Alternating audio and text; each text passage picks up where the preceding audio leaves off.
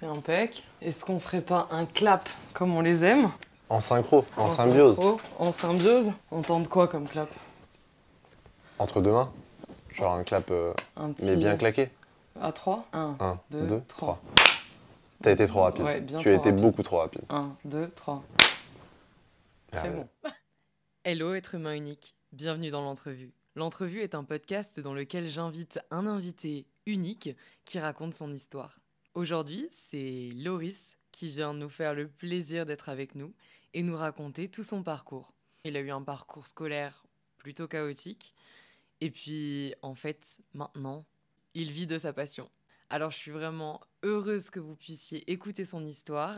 Comme d'habitude, rejoins le cocon en activant la cloche. Puis rendez-vous dans les commentaires pour que tu puisses me donner ton avis et puis partager à ton tour ton expérience. Alors, installe-toi confortablement et bienvenue dans ce nouvel épisode de l'entrevue. Bonjour Loris. Bonjour Je Léonie. suis ravie de t'accueillir ici dans ce podcast. Je te remercie de m'avoir accueilli. J'aimerais savoir si tu pouvais te présenter, si tu pouvais nous dire un petit peu qui tu es, ce que tu fais en ce moment. Ok. Du coup, je m'appelle Loris Duval. J'ai 28 ans. Je suis coach sportif indépendant. Ça fait déjà, je dirais, 5-6 ans à mon compte. Je travaille dans une salle de CrossFit la plupart du temps. Sur le reste de mon temps, je travaille sur des programmes pour du coaching, voilà, sur des programmations perso ou de groupe. Et je fais aussi du coaching perso. Voilà. Ok, donc Voilà. riche et varié, mais toujours sur cette thématique du sport. Exactement. Est-ce que tu peux affirmer que c'est un métier passion? C'est un métier passion. De base, je ne viens pas du tout du domaine du sport. Ok, J'ai fait des études dans un univers totalement différent, dans la maintenance industrielle. très bien. Donc j'ai suivi un bac pro suivi d'un BTS que j'ai finalement arrêté au bout de la première année pour du coup me former sur un diplôme de coach sportif. Ok, et donc comment Voilà. ça s'est enchaîné tout ça? Parce que de passer de la maintenance, alors tu nous as pas dit où est-ce que tu as grandi, dans quel contexte tu as grandi, qu'est-ce qu'on pensait de toi quand tu étais à cette école, Ok. et quel a été voilà, tout ce chemin qui a tiré ton expérience jusqu'à vivre de ton métier passion. Alors du coup, je viens d'un petit village qui s'appelle Ville-sur-Iron, à côté de Jarny. Très bien. J'ai fait du coup mon collège, enfin ma primaire et tout ça là-bas, mon collège du coup à Jarny, et du coup ensuite mon lycée je l'ai fait en alternance, enfin je l'ai fait à Auboué et une partie du coup à Jarny également. Et ensuite je suis allé en BTS, en fait je me suis rendu compte que c'était pas un métier forcément pour moi, sachant que plus jeune j'aurais voulu faire d'autres choses. Voilà, sauf que mauvais élève, mauvais garçon, les choses ont fait que voilà, je me suis retrouvé dans cette formation. Sauf que voilà, j'ai grandi et je me suis rendu compte que je préférais sûrement faire un métier passion plus Ok. plus qu'alimentaire. Et qu'est-ce que tu appelles mauvais garçon, mauvais élève? Dissipé. Dissipé. Ouais, je dirais dissipé. J'aimais bien amuser la classe. Voilà. Ok. Voilà, Et c'est en comme ça. termes de résultats scolaires, t'étais comment? J'étais très très bas. Très très bas? Très très bas. Qu'est-ce qu'on Voilà. appelle très très bas? Oh, on peut tabler sur du 3, du 10 de moyenne générale. Ah oui, Voilà, d'accord, On va dire, oui. on va faire une tranche large. Mais Ok. voilà. En tout cas, sur mes années de collège. Sortie de collège, bon, je me suis rendu compte qu'il serait quand même peut-être temps d'être un petit peu plus sérieux. Donc, quand je suis arrivé dans ma formation de lycée, je me suis un peu repris en main. J'ai été un peu plus sérieux. Sans forcément travailler, mais plus sérieux. Il y a eu un déclic à ça, ou c'est arrivé naturellement? Un jour, c'est apparu comme naturel de devoir être un peu plus sérieux pour avancer. Je pense que tu arrives dans un âge où c'est quand même bien de prendre un peu de recul sur ta vie et sur où t'en es, et sur même ce que je dégageais autour de moi. Ok. Parce qu'il y a aussi un peu ça, tu peux décevoir un peu tes parents. Enfin, toute la partie collège, c'est quand même pas facile, tu vois, pour les parents, des choses comme ça. Donc je me suis dit, bon, ce serait peut-être temps que je me reprenne quand même un petit peu et que je sois un petit peu plus sérieux. Donc tu as eu plein de petits déclics de te rendre compte de tes comportements, Bien sûr. l'impact que ça avait sur les autres l'entourage, autour. bien sûr. Ok, donc c'est ça ton déclic. Ouais, aussi, ouais. Il y a eu beaucoup ça. Et puis même, je me suis beaucoup recherché sur professionnellement ce que j'avais envie de faire. Sur toute ma partie collège, j'ai jamais trop su ce que je voulais réellement faire. Donc c'était un peu compliqué pour moi. En fait, quand j'ai compris que le sport, il n'y avait pas que le côté que j'aimais faire du sport, j'aimais aussi l'enseigner Oui. au-delà de ça. Donc je me suis dit pourquoi pas tenter une formation là-dedans. Dans le sport. Et quand tu as commencé donc déjà, tu as fait cette traversée un petit peu chaotique, on va dire. Ouais, c'est ça. Ensuite, tu as retrouvé du sérieux par cette prise de conscience de ton environnement qui t'envoie aussi des signaux de Bien sûr. attention, Loris, que tu as pris au sérieux et que tu as changé. Et comment on en est arrivé au CrossFit? Enfin, est-ce que quand tu pensais sport, tu pensais sport général? Comment ça s'est fait ce projet professionnel? Alors, de base, moi j'aime bien toucher à beaucoup de sports. Donc Ok. j'aime pas trop me renfermer sur un sport en général. J'aime bien un peu me tester. J'aime pas être dans le confort. Ok. J'aime bien un peu rechercher tout ce qui crée un peu d'inconfort. Donc j'ai touché à pas mal de sports. Et en fait, je m'entraînais chez moi à cette époque-là dans mon garage. Voilà, je faisais pas mal d'exos un peu variés, des choses comme ça. Et en fait, un jour, je cherche un entraînement sur Internet et je tombe sans le faire exprès, sans le vouloir, sur CrossFit. Et en fait, je découvre euh, ce sport. En fait, je me dis, mais en fait, c'est ça que je veux faire. C'est vraiment, c'est des choses variées. Tu peux jamais faire la même chose. En fait, je me suis dit, mais je veux faire ça. Ok. Donc de là, je me suis présenté dans la salle où je suis actuellement. Mhm. J'ai fait mon stage là-bas et depuis, voilà, je suis toujours là-bas. Donc, en stage, c'est-à-dire que tu avais une formation, et dans la formation, il fallait faire un stage, ou on t'a pris comme Non, ça non, non, du coup, pendant mon diplôme, du coup, j'ai passé un BPGEPS qui dure 1 an. En gros, tu alternes entre stage, enfin en entreprise, du coup, et les cours en présentiel. Ok. Donc voilà. Et donc, c'est là où tu as fait tes armes, C'est là où j'ai fait mes et armes. tu as vraiment ressenti, c'est en faisant, en étant plongé dans cet environnement-là, que tu as vraiment ressenti que c'était ta place, Ouais, quelque part. c'est vraiment ça. En plus, moi, j'ai eu, sur mes premières années là-bas, je me suis beaucoup occupé des cours de fondation et d'initiation. Donc, c'est des cours où il faut vraiment être patient, il y a vraiment de l'éducatif et de l'enseignement auprès des gens. Donc, visuellement, faut être concentré, il faut être lucide, il faut savoir corriger les petits détails, chaque petit point. Faut être vraiment très Minutieux. pointilleux. Voilà, Ouais. il faut vraiment être minutieux. Donc, ça m'a appris à être sérieux. On va dire. Ok, donc en fait, une fois que tu as trouvé quelque chose qui te passionnait, qui te rendait vivant, où tu te sentais compétent, où la difficulté était assez élevée, mais pas trop pour te dégoûter, qui était stimulante, challengeante, ben en fait, le sérieux est arrivé très naturellement. Bien Tu n'as sûr. même plus l'impression Ah non, aucune, d'être dans du pas du sérieux. tout, pas du tout, pas du tout. C'était vraiment, il y a vraiment cette notion de passion, Ok. où on oublie tout ce qu'il y a autour. Incroyable. Et donc maintenant tu enseignes, Ouais. déjà tu dispenses ces cours Mm. de CrossFit donc, à la salle et à la boxe qu'on dit normalement. Exactement, une box de CrossFit, exactement. Et d'un autre côté tu enseignes aussi à des élèves Oui, qui apprennent aussi le sport en exactement. fait. Donc du coup, en parallèle de mes cours de CrossFit que je donne, je suis également formateur. Donc pour un organisme qui du coup dispense le diplôme que j'ai passé à l'époque, donc le BPGEPS en soi. Donc moi je m'occupe de toute la partie haltérophilie, donc je les forme, j'ai une matinée par semaine avec eux et du coup je m'occupe de ça. On est sur de la théorie, de la pratique, les De deux? la pratique, il y a de la théorie mais principalement de la pratique. Dans un premier temps de la pratique, dans un second de la théorie. Alors c'est assez différent de l'école quand on fait un flashback sur le collège par exemple, Mmh, mais ça fait quoi de se retrouver de l'autre côté? c'est assez drôle, c'est assez drôle. Surtout qu'il y a eu pas mal d'étapes de transition jusqu'à arriver à moi, mon diplôme de coach sportif. Il y a quand même eu pas mal d'étapes et de petites galères avant. Donc ouais, c'est assez drôle. C'est assez drôle. Après moi, voilà, enfin, il y a toujours cette passion qui m'anime et je prends vraiment plaisir à enseigner, mais c'est assez drôle. Et sur l'ensemble de ton parcours, là tu disais qu'il y a eu des petites galères. Ouais.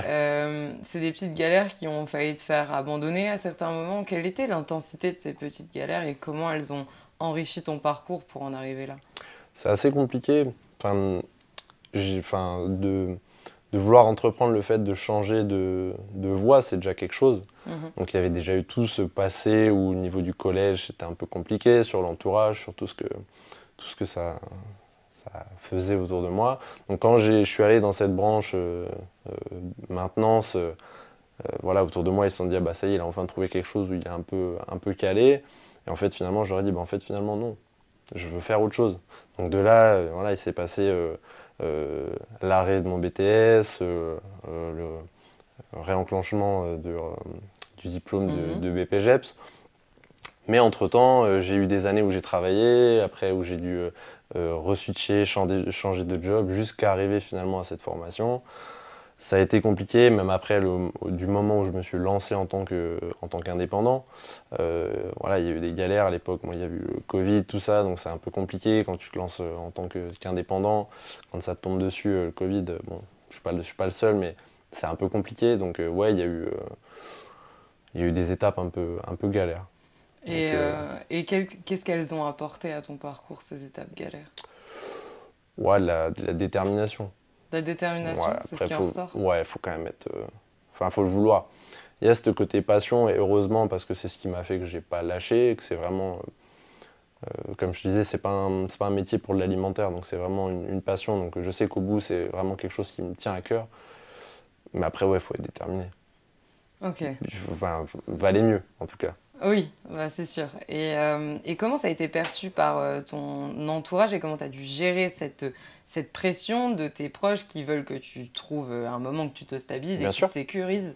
Parce que c'est un petit peu le goût rêve d'une des vie, parents. bien sûr, Hein. bien sûr. C'est que leur gosse il aille bien à l'école, qu'il apprenne bien, qu'il ait un bon Bien métier et sûr. qu'il soit en sécurité.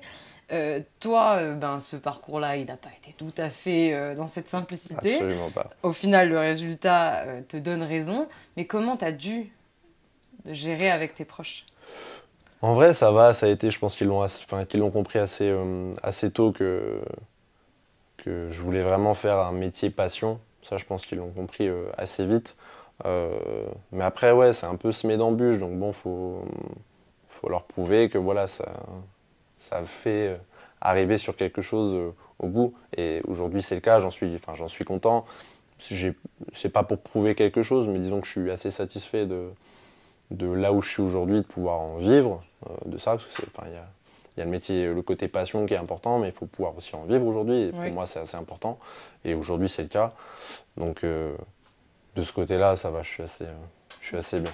Et qu'est-ce que tu dirais à un jeune qui se retrouve là au collège, lycée, dans une tourmente où tout le monde lui dit qu'est-ce que tu veux faire plus tard, à un moment il va falloir se décider, faut trouver une passion, mais qui n'en a pas forcément.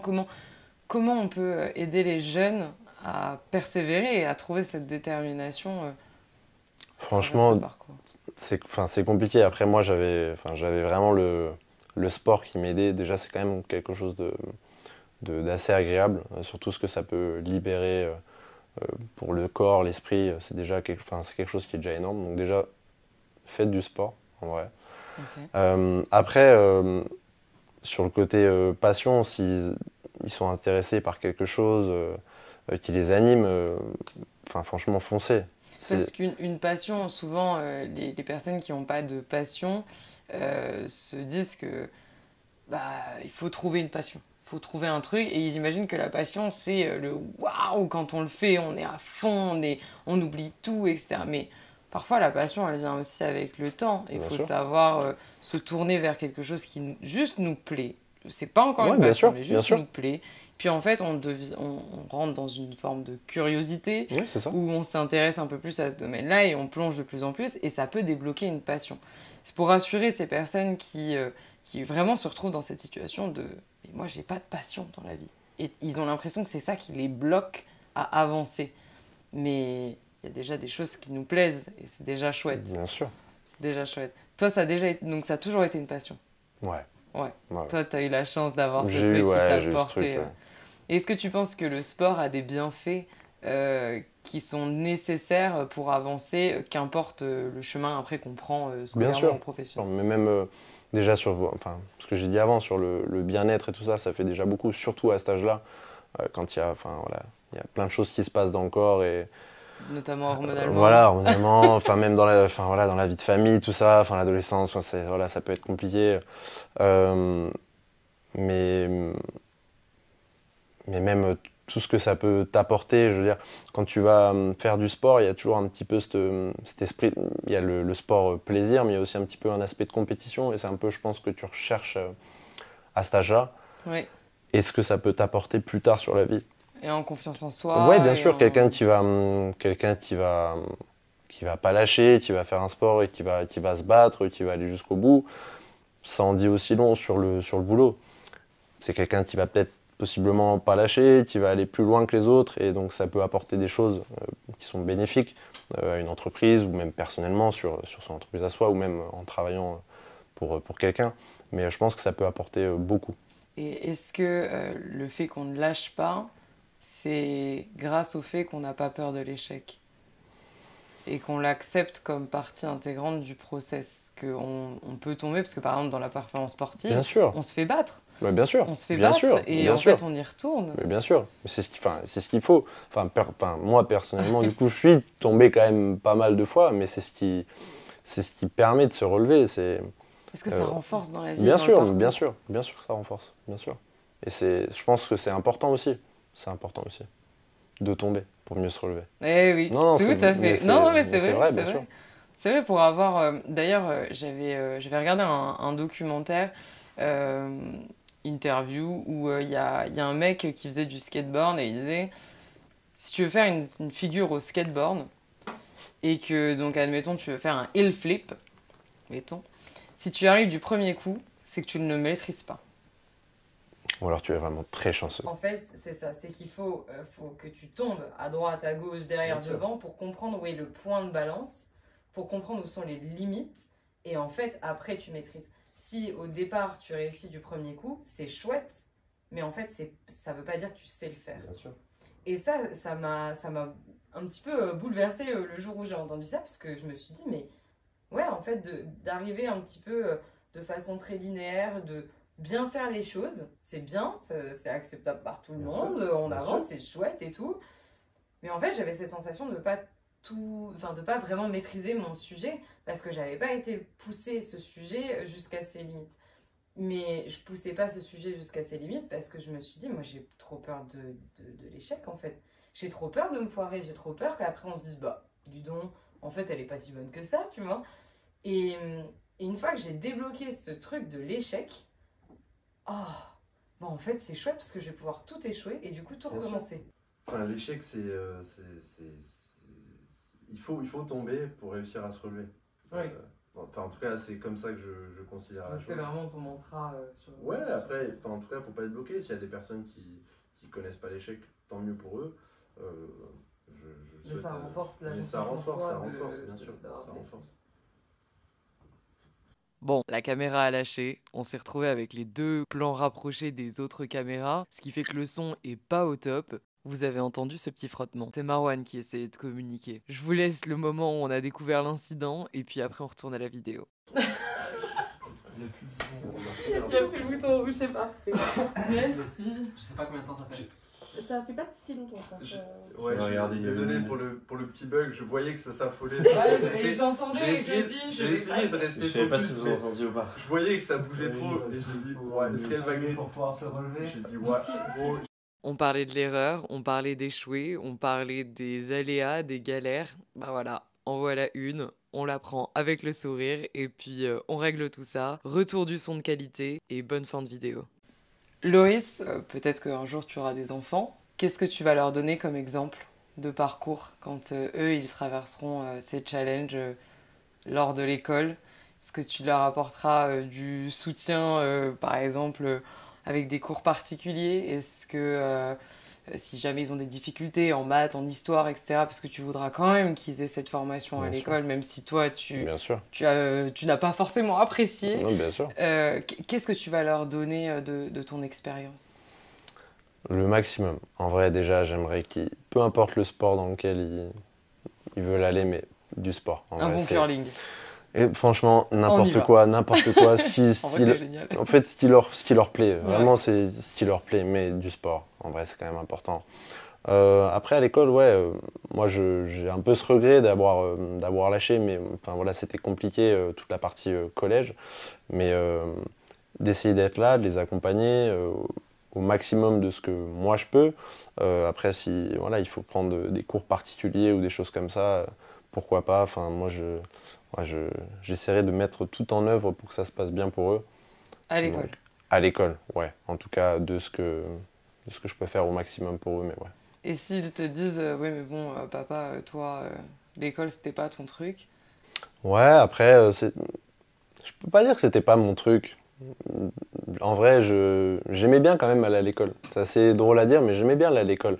Mais c'est plus que, ouais, j'étais dissipé, donc c'est d'essayer plutôt d'avoir un encadrement, d'essayer de peut-être les comprendre, de comprendre ce qui leur plaît pas, d'essayer de trouver des solutions.